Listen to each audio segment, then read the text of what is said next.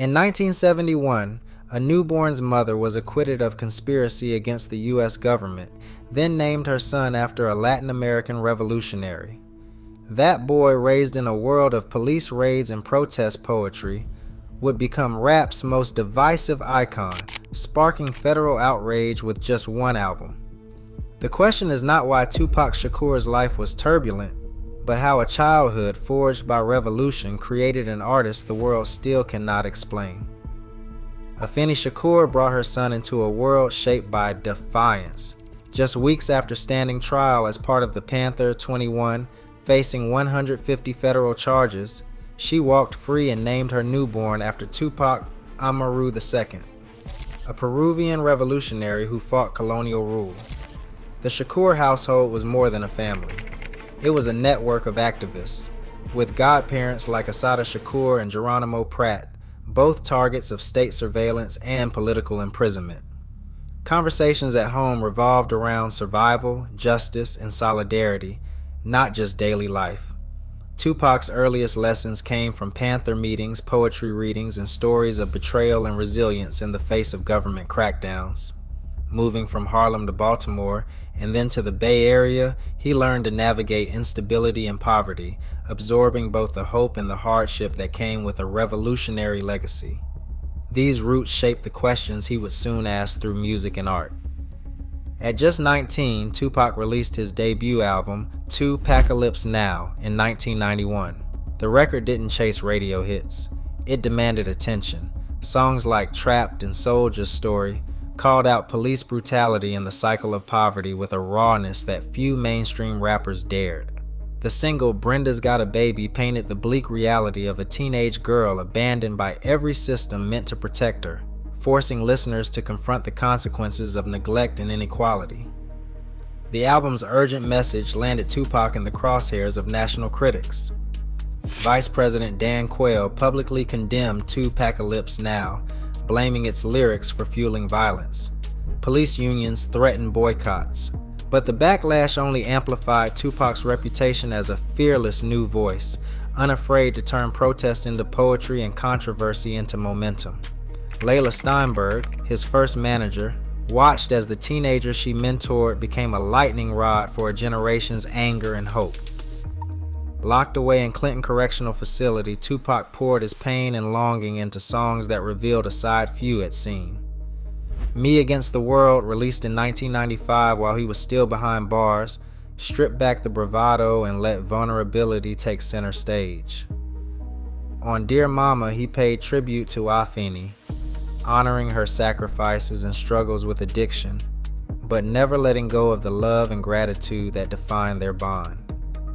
The track's gentle honesty cut through the noise, offering a glimpse of the poet who wrote letters to friends and filled notebooks with verses, even as headlines painted him as a menace. Jada Pinkett, one of his closest friends from Baltimore, later spoke of the depth behind his eyes, a sensitivity and hunger for connection that fame could never erase.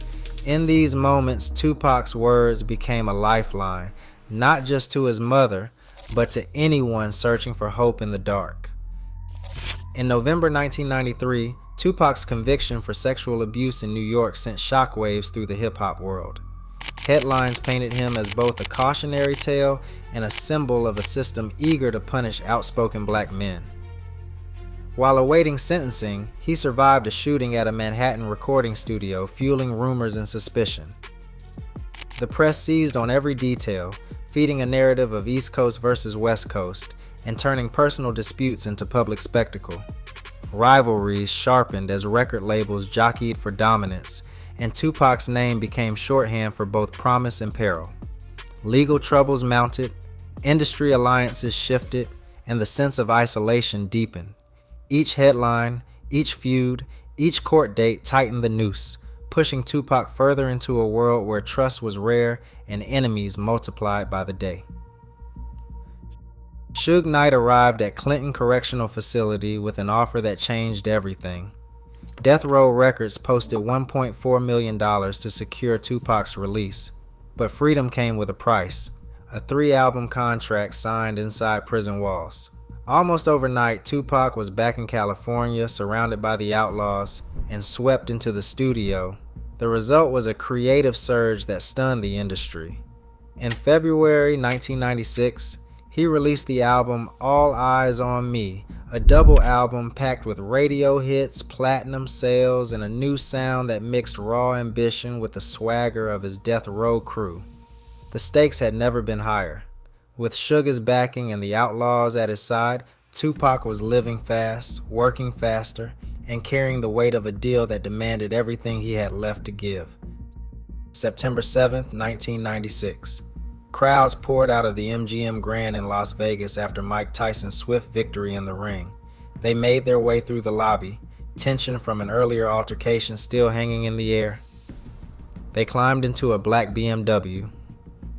Tupac rode shotgun as they cruised down Las Vegas Boulevard, neon lights flickering across the windshield. At the intersection of Flamingo Road, a white Cadillac pulled up beside them. In a flash, gunfire erupted. Multiple shots tore through the night. It was a violent attack.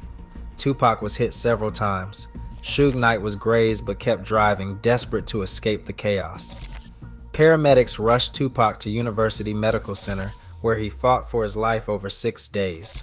On September 13, 1996, at just 25 years old, Tupac Shakur was pronounced dead.